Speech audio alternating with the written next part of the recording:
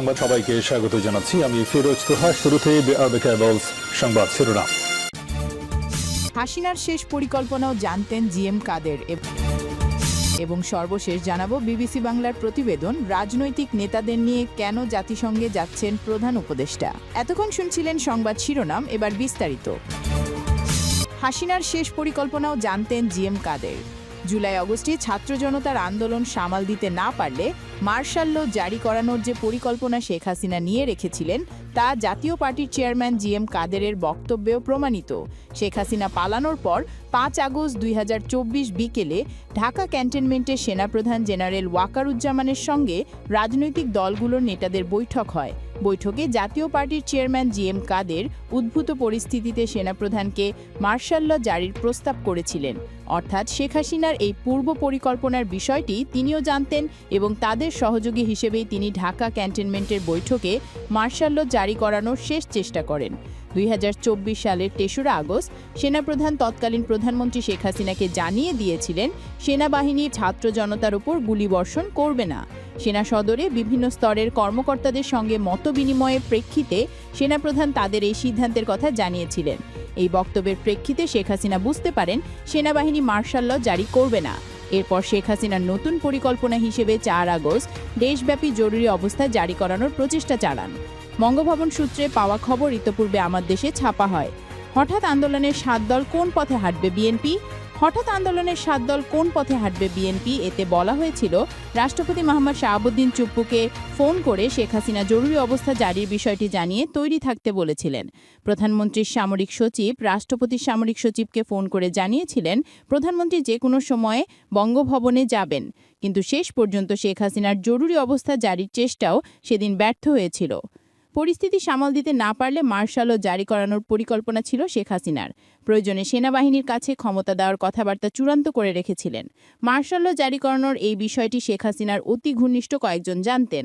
তাদের মধ্যে অন্যতম ছিলেন শেখ রেহানা ও সালমান এফ রহমান। গত বছরের 5 আগস্ট ভারতে পালিয়ে যাওয়ার আগ মুহূর্তে শেখ রেহানা ও সালমান এফ রহমানের মধ্যে টেলিফোনে যে কথোপকথন হয় সেখানে মার্শাল ল জারি করার বিষয়টি প্রকাশ পায়। আমার দেশের ধারাবাহিক অনুসন্ধানে রেহানা সালমানের সর্বশেষ টেলিফোন সংলাপ থেকে বিষয়টি জানা যায়। সেই টেলিফোন সংলাপ আমাদের হাতে এসেছে। তৎকালীন প্রধানমন্ত্রী শেখ হাসিনার সহকারী সামরিক সচিব কর্নেল রাজীব শেখ রেহানাকে সালমানের সঙ্গে ফোনে ধরিয়ে দেন।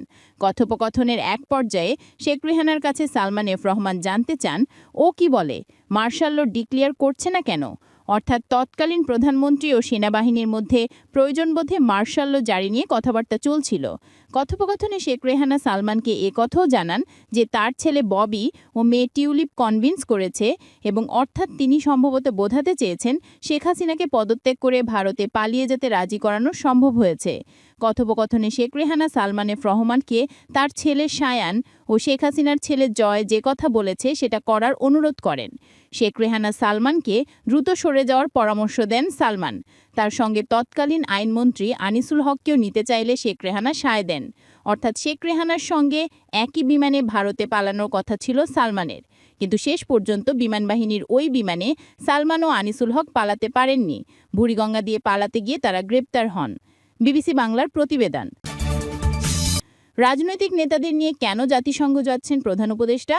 3টি রাজনৈতিক দলের 4 জন নেতাকে নিয়ে জাতিসংঘ সাধারণ পরিষদের অধিবেশনে যোগ দিতে রোববার যুক্তরাষ্ট্র যাচ্ছেন বাংলাদেশের অন্তর্বর্তী সরকারের প্রধান উপদেষ্টা মোহাম্মদ ইউনূস।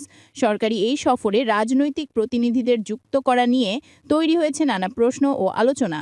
সংবাদ সম্মেলনে অন্তর্বর্তী সরকারের পররাষ্ট্র উপদেষ্টা মোহাম্মদ তৌহিদ হোসেন জানিয়েছেন 2রা অক্টোবর দেশে ফেরার আগে জাতিসংঘ সাধারণ পরিষদের অধিবেশনে অংশ নেওয়ার পাশাপাশি একাধিক দ্বিপক্ষীয় বৈঠকে অংশ নেবেন প্রধান উপদেষ্টা। এছাড়া সাক্ষাৎকার দিতে পারেন আন্তর্জাতিক গণমাধ্যমেও। কিন্তু এই সফরে রাজনৈতিক নেতাদের নিয়ে যাওয়ার উদ্দেশ্য কি? সেখানে কি ভূমিকা রাখবেন তারা? আর কেনই বা নির্দিষ্ট 3টি দলের প্রতিনিধিকে নিয়ে যাওয়া হচ্ছে? এমন নানা প্রশ্ন সামনে আসছে। রাজনৈতিক দলের নেতারা বলছেন গণ অভ্যুত্থানের পর দেশ গঠনের রাজনৈতিক শক্তি ঐক্যবদ্ধ রয়েছে, আন্তর্জাতিক মহলে এমন বার্তা দিতে চায় সরকার, আর এ কারণেই এই সফরে যুক্ত হচ্ছেন তারা। সরকারের পক্ষ থেকে বলা হচ্ছে ভবিষ্যতে দেশ পরিচালনার দায়িত্ব রাজনীতিবিদদের হাতেই থাকবে। এই কারণে দেশের গুরুত্বপূর্ণ নানা আলোচনায় রাজনৈতিক দলের প্রতিনিধিদের যুক্ত করা হচ্ছে। নির্দিষ্ট ৩টি দল থেকে প্রতিনিধি নির্ধারণের এই সিদ্ধান্ত নির্বাচনের আগে অন্য রাজনৈতিক দলগুলোর কাছে ভুল বার্তা দিচ্ছে কিনা উঠেছে এমন প্রশ্ন।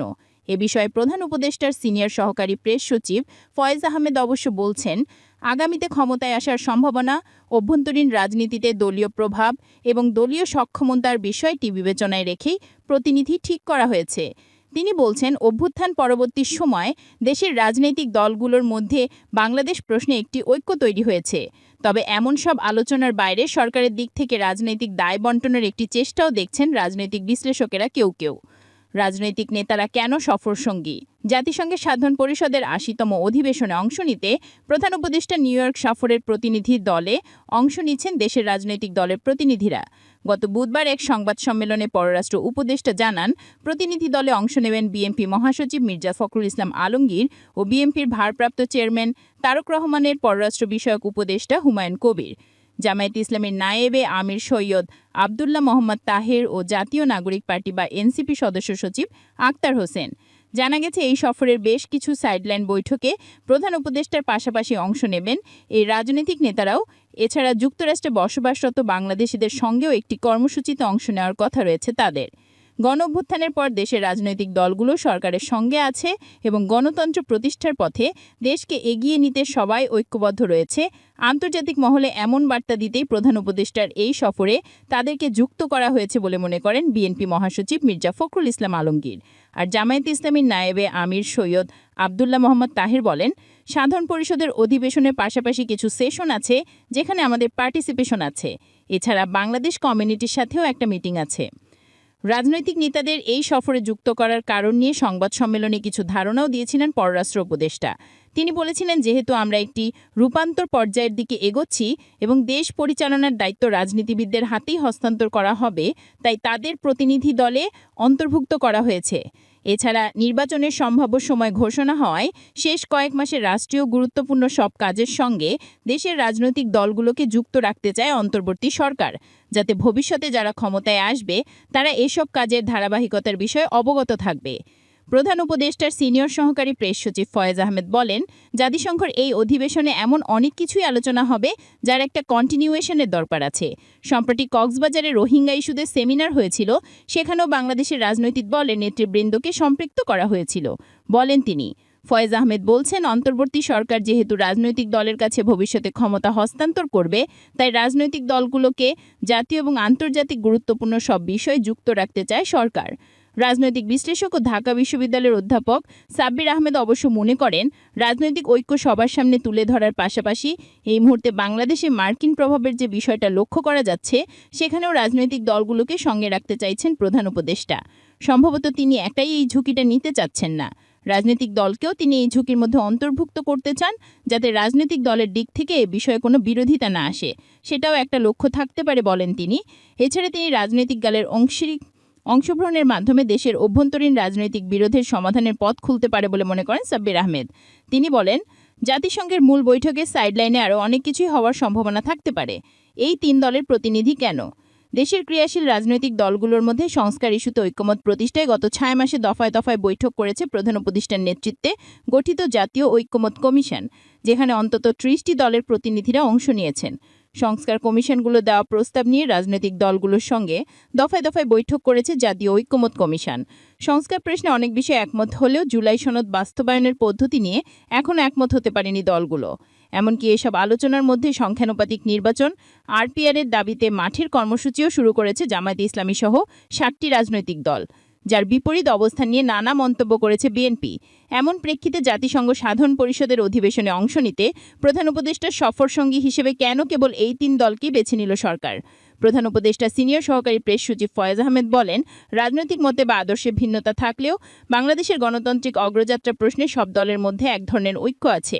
আমরা মনে করি যে রাজনৈতিক দলের প্রতিনিধিকে নিয়ে যাওয়া হচ্ছে, তাদের মধ্য দিয়ে সকল রাজনৈতিক নেতৃত্বের প্রতিনিধিত্ব নিশ্চিত করা যাচ্ছে। এই সফরে কেবল 3টি রাজনৈতিক দলের প্রতিনিধিকে নেওয়ার বিষয়টিকে কিভাবে দেখছেন রাজনৈতিক বিশ্লেষক অধ্যাপক সাব্বির আহমেদ? বলেন, দেশের রাজনৈতিক বাস্তবতা বিবেচনায় সিদ্ধান্ত নিয়েছেন প্রধান উপদেষ্টা। সাব্বির আহমেদ বলেন, প্রধান রাজনৈতিক শক্তি হিসেবে বিএনপি ও জামায়াত আর জুলাইয়ের সামনে সারিতে থাকা ছাত্র প্রতিনিধিদের দল জাতীয় নাগরিক পার্টি বা এনসিপি, এভাবেই হয়তো প্রতিনিধি বাছাই করা হয়েছে। প্রিয় দর্শক, এই ছিল এখনকার সর্বশেষ সংবাদ। আপডেট সব সংবাদ পেতে চ্যানেলটি